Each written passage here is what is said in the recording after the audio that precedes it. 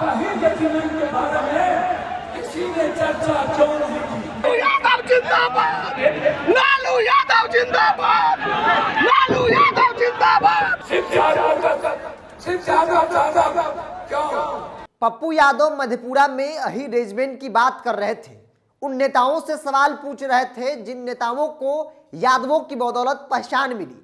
एक जमाना था जब केंद्र की सत्ता में लालू यादव, मुलायम सिंह यादव जैसे नेताओं का तूती बोलता था। ये नेता जो चाहते थे वही होता था। बावजूद भी इन लोगों ने अहीर रेजिमेंट की मांग उस वक्त नहीं की थी, ना ही उस पर कोई पहल जो है वो किया गया। और यही बात पप्पू यादव यादवों के महासम्मेलन के मंच से पूछ रहे थे कि आखिर यादव इतना पिछड़ा है तो फिर इसका जिम्मेदार कौन है। बड़ी संख्या में बिहार में यादव है, बावजूद भी यादवों में गरीबी है। लालू परिवार या फिर तमाम जो यादव नेता थे वो एक लंबे वक्त तक केंद्र की सत्ता हो या फिर बिहार की सत्ता पर है, बावजूद भी यादव पिछड़ा है। अहीर रेजिमेंट की आज मांग हो रही है तो फिर उन नेताओं से भी सवाल पूछा जाना चाहिए जिन नेताओं को यादवों ने पहचान दिलाई और वो यादवों के नाम पर सिर्फ और सिर्फ अपनी राजनीति किए। और ये बात आरजेडी समर्थकों को, लालू यादव के समर्थकों को नागवार गुजरी और वहीं पे पप्पू यादव के सामने उनका विरोध करना शुरू कर दिया।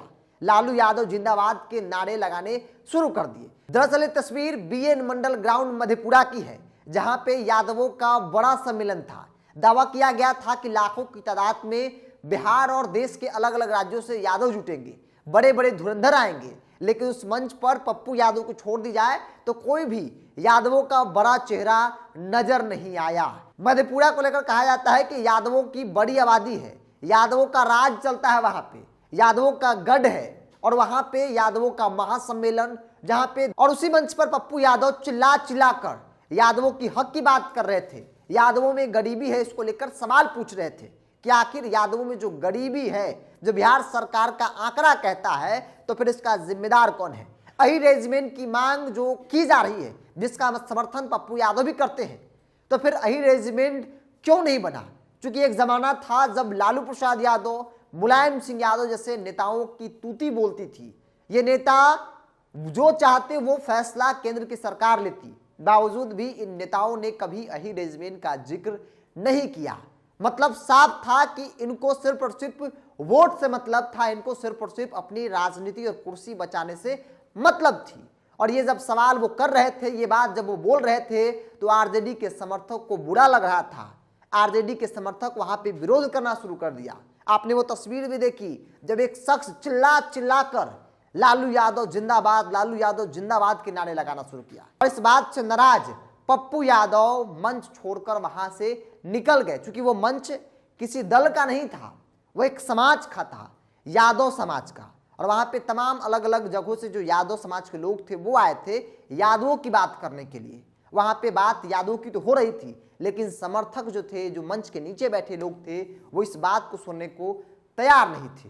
वो लालू यादव की विरोध की बात सुनना कतई पसंद नहीं करते थे। सवाल तो बड़ा है कि जब आप अहीर रेजिमेंट की मांग करते हैं तो फिर सवाल उन नेताओं से पूछा जाना चाहिए जिन नेताओं को यादवों ने पहचान दिलाई, बावजूद भी यादवों में एक बड़ी आबादी गरीब है। इसका जवाबदेही भी वही नेता है जिसे यादव वोट करते हैं। क्योंकि बिहार की सत्ता की बात कर ली जाए, लालू प्रसाद यादव पति पत्नी का एक लंबा शासनकाल रहा, तो फिर इन नेताओं ने, उस सरकार ने यादवों के लिए क्या किया? आज की तारीख में जो यादव समाज के यूथ हैं वो अहीर रेजिमेंट की मांग करते हैं। पप्पू यादव भी इसके समर्थन में है और पप्पू यादव इन्हीं बातों को लेकर भाषण दे रहे थे और वो सवाल पूछ रहे थे उन तमाम नेताओं से जिनको यादवों ने पहचान दिलाई और उन्होंने कहा कि अहीर रेजिमेंट बन जानी चाहिए थी।